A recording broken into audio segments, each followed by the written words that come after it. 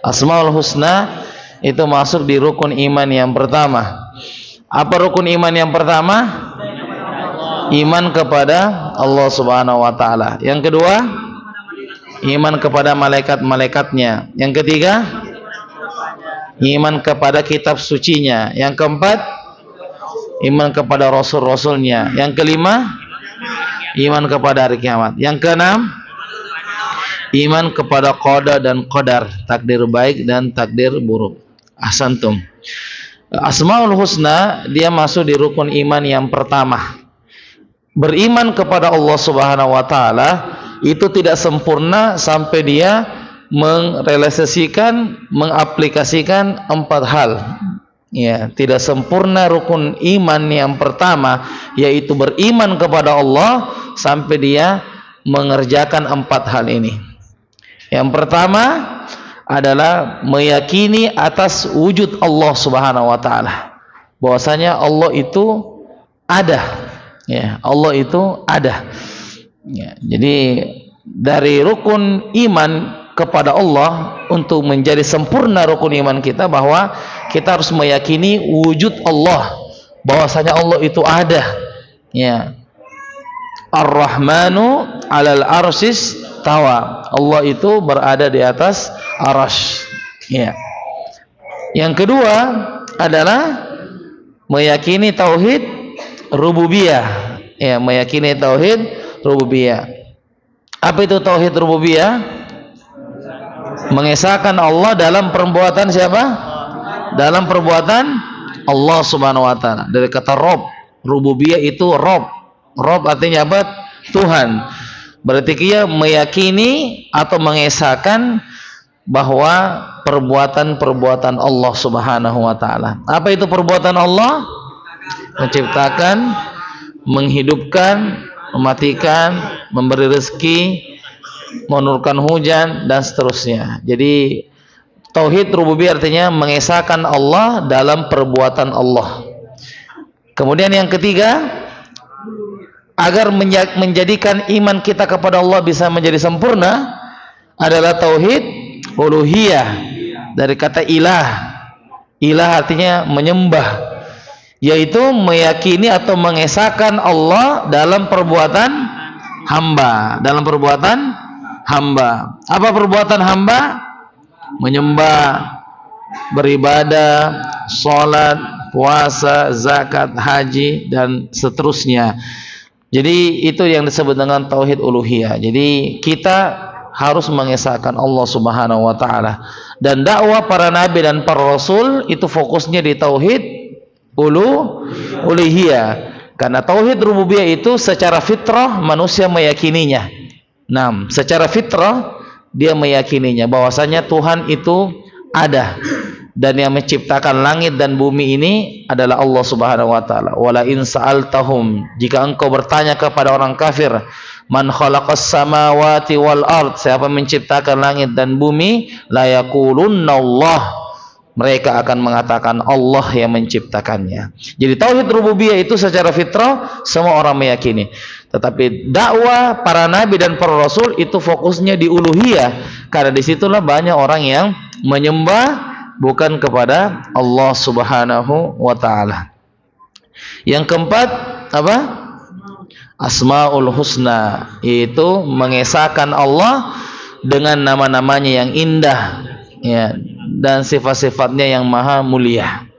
Ya, mengesahkan Allah dalam nama-nama Allah Subhanahu wa taala yang maha indah dan sifat-sifatnya yang maha mulia. Ya, itu yang disebut dengan sempurnanya iman kepada Allah jika kita melakukan 4 hal ini tadi. Yang pertama, meyakini atas wujud Allah Subhanahu wa taala, bahwasanya Allah itu ada.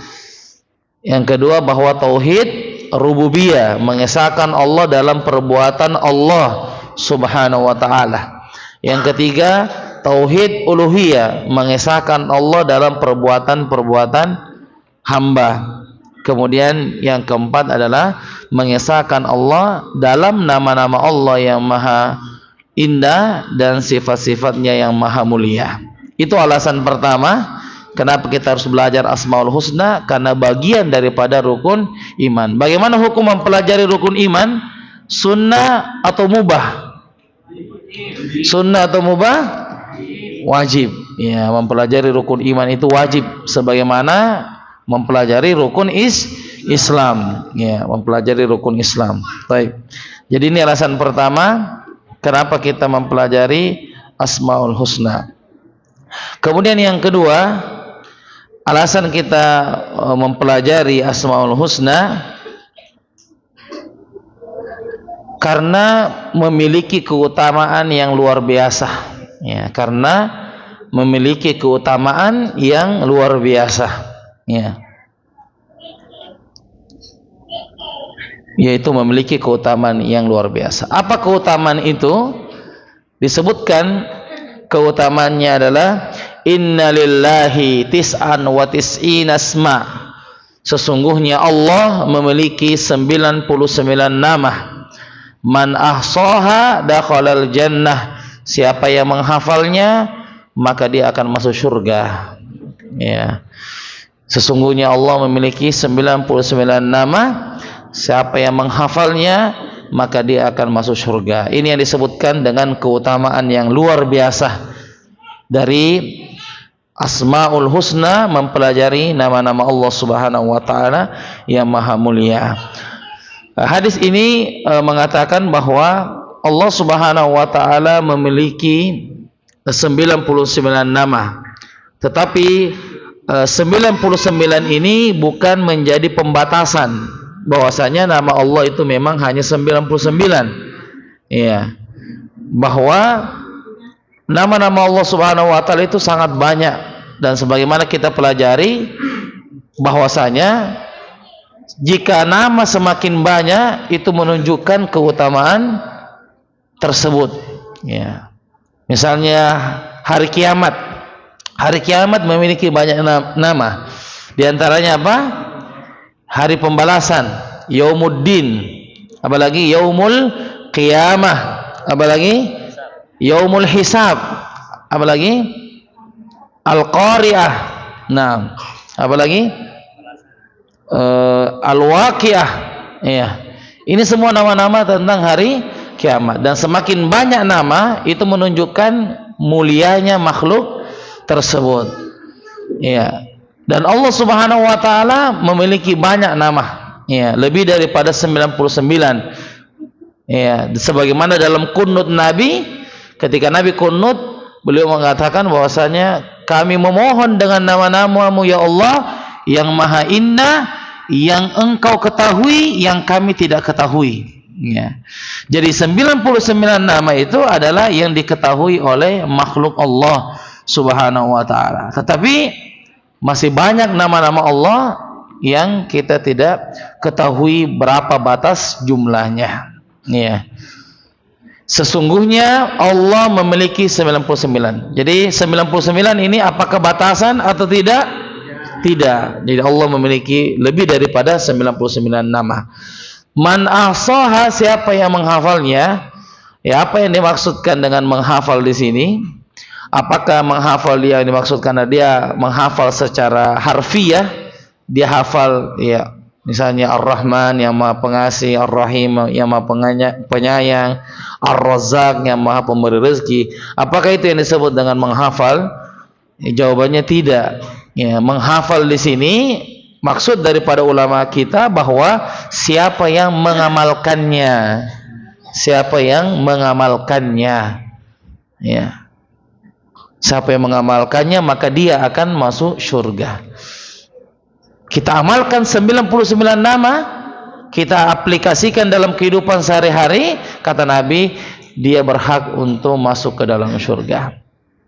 Contoh saja, satu saja kalau kita mau amalkan ini sudah luar biasa. Dari 99 nama, satu saja. Di antara nama Allah namanya Ar-Raqib. Apa artinya Ar-Raqib? Yang maha mengawasi. Coba amalkan saja ini, ya, amalkan sebentar dan besok. Yang maha mengawasi. Ya, Allah itu senantiasa mengawasi hambanya. Satu saja kita amalkan ini, insya Allah. Ya. Tapi begitulah. ya. Kita adalah dhaif, ya, kita adalah hamba Allah yang lemah. Dari banyak nama-nama Allah, ya, di antara namanya adalah Ar-Raqib. Allah senantiasa mengawasi hambanya. Dimanapun kita berada, Allah tahu apa yang hambanya kerjakan. Bahkan jangankan yang ada secara nampak, yang belum terbetik dalam hati, Allah tahu apa yang hambanya ingin kerjakan. Jadi ini pentingnya kita mempelajari Asmaul Husna. Kita ingin memaknai, ya, nama-nama Allah. Bagaimana itu Ar-Raqib yang maha mengawasi, bagaimana Allah yang Ar-Rahman yang maha pengasih, bagaimana bentuk Rahmannya Allah, bagaimana bentuk Rahimnya Allah, bagaimana bentuk Ar-Razzaq, Allah itu maha pemberi rezeki, mana buktinya, ya.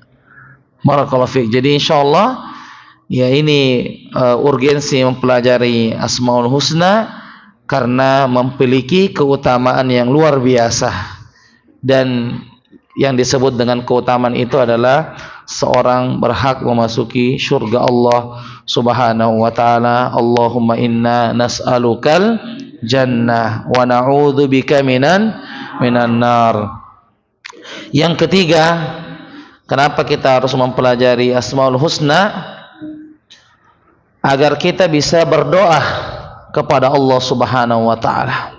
Agar kita bisa berdoa kepada Allah Subhanahu wa taala dengan nama-namanya, ya. Agar kita bisa berdoa kepada Allah Subhanahu wa taala dengan nama-namanya. Nah, kita berdoa kepada Allah sesuai dengan hajat kita. Tetapi di antara adab berdoa adalah kita menyebut nama Allah sesuai dengan apa yang kita inginkan kepada Allah Subhanahu wa taala. Itu adabnya. Misalnya kita meminta kepada Allah untuk diampuni dosa kita, maka cari nama Allah yang sesuai dengan kebutuhan kita. Kita mengatakan, Ya Ghaffar, wahai Tuhan yang maha mengampuni dosa, ampunilah saya.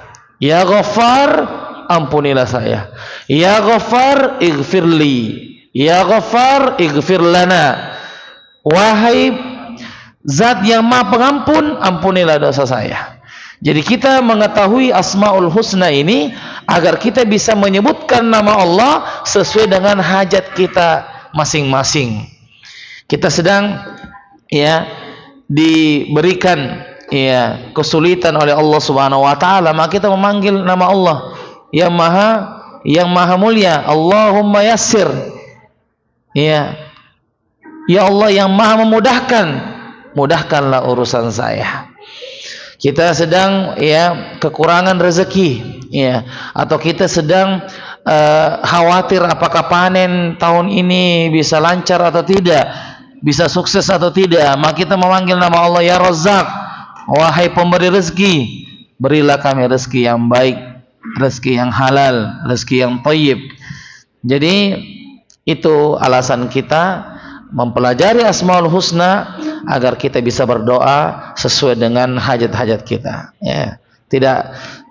Bukan baik dalam berdoa ketika kita meminta kepada Allah kemudian lain yang kita panggil nama Allah. Misalnya kita mau diampuni dosa kita, maka kita memanggil nama Allah dengan Ya Razzaq. Ya Razzaq, ampunilah dosa saya. Ini tidak nyambung, ya. Motornya mogok dia panggil dokter. Motornya mogok dia panggil dokter, ya, salah panggil, ya. Jadi berdoa dengan nama-nama Allah Subhanahu wa taala sesuai dengan kebutuhan kita. Jadi jamaah sekalian, ini insyaallah 3 alasan kita kenapa kita penting untuk mempelajari Asmaul Husna. Yang pertama tadi apa? Ya, karena Asmaul Husna merupakan salah satu dari rukun iman. Rukun iman yang keberapa? Yang pertama, ahsantum. Yang kedua, iya, memiliki keutamaan yang luar biasa. Apa itu? Bisa memasuki surga Allah Subhanahu wa taala dengan dia mengamalkannya dalam kehidupan sehari-hari. Yang ketiga, agar kita bisa berdoa dengan nama-nama Allah sesuai dengan kebutuhan kita. Barakallahu fiik. Insyaallah ini menjadi muqaddimah majelis pertama agar kita bisa sama-sama merenungi dan memaknai bagaimana nama-nama Allah Subhanahu wa taala yang maha indah ini. Dan ini sebenarnya adalah pelajaran yang sangat penting terutama untuk anak-anak. Ya, makanya di TK Yayasan Amal Jari Indonesia, TK-nya itu dia harus khatamkan Asmaul Husna. Harus selesai Asmaul Husna. Ya, jadi TK yayasan itu tidak ada pelajaran hitung-hitungan. Ya, karena kalau dipelajari hitung-hitungan nanti dia perhitungan sama orang tuanya. Nanti dia perhitungan jajan terlalu cepat, terlalu dini untuk belajar matematika. Tapi untuk TK itu khatamkan Asmaul Husna. Insyaallah anak itu dia akan berperilaku karena dia tahu Allah itu maha melihat. Ya, itu saya diajari anak. Al-Basir, Allah maha melihat. As-Sami, Allah maha mendengar. Itu mereka sudah tidak bisa buat apa-apa. Ya, itu pentingnya kurikulum. Makanya ini adalah pelajaran yang sangat penting dan kita mungkin dalam kehidupan kita belum pernah kita selesaikan Asmaul Husna.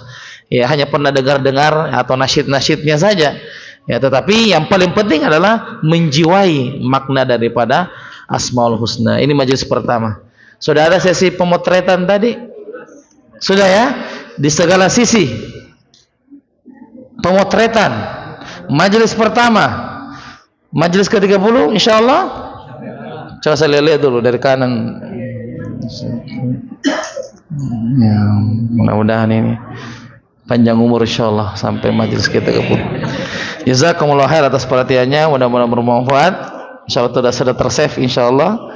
Ya, orang-orang yang hadir di majelis pertama mudah-mudahan diberikan keistiqomahan oleh Allah Subhanahu wa taala. Semoga bermanfaat. Kita tutup dengan doa kafaratul majelis.